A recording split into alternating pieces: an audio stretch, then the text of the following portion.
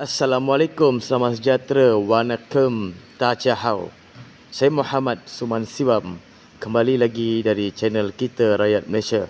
Baru-baru ini kita dengar titah yang di Pertuan Agong yang menyatakan dasar pendidikan negara perlu selaras dengan Perlembagaan Persekutuan, iaitu perkara 152, iaitu bahasa kebangsaan adalah bahasa Melayu.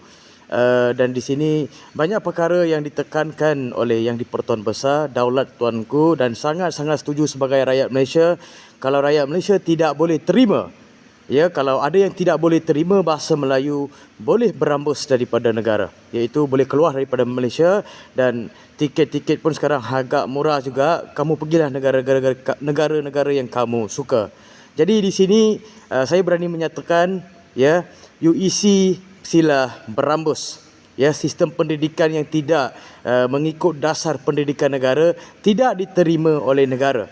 Dan ini adalah satu tindakan atau satu perbualan, perbincangan, pendebatan yang bagus, sebab ini melibatkan dasar pendidikan negara dan akal ataupun pemikiran rakyat Malaysia terhadap negara. Kita perlu memahami sejarah, kita perlu memahami Perlembagaan Persekutuan, kita perlu mendalami rukun negara. Jadi ini perkara yang perlu diambil berat. Sebab apa? Bila mana ada seorang jurnalis, iaitu wartawan, yang memberikan pandangan buruk ataupun provokasi terhadap negara, yang menyatakan mereka ini ditindas, mereka ini tidak dilayan, mereka ini orang Melayu ni opportunis, macam-macam lah tuduhan yang dibuat di media global ataupun di media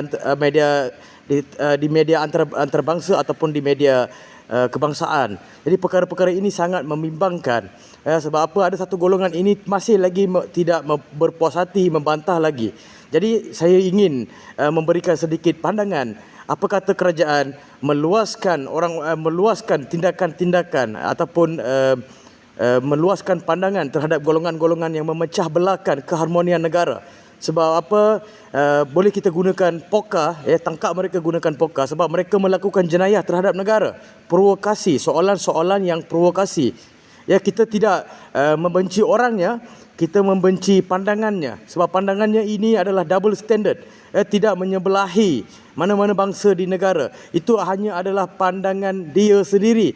Dan dia sendiri berfikiran opportunistis, untuk meyakinkan orang untuk memberi pandangan. Seperti mana orang British itu bagi pandangan, dan di situ pun kita nampak orang British itu, orang putih itu lagi cerdas pemikiran dia daripada orang-orang yang double standard ini. Jadi bolehlah kita rakyat Malaysia membuat laporan terhadap golongan yang memecah belahkan, yang memanipulasi, yang buat cerita.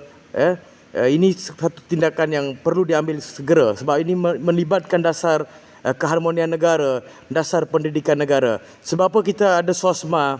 Masukkan mereka dalam golongan pengganas, masukkan mereka dalam golongan jenayah sebab mereka ini mengancam pemikiran dan memecahkan keharmonian negara antara kaum, antara kaum, dan perpaduan pun tercalar di situ.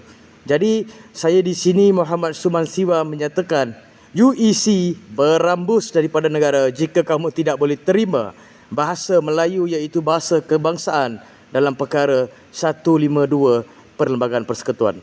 Assalamualaikum warahmatullahi wabarakatuh. Terima kasih.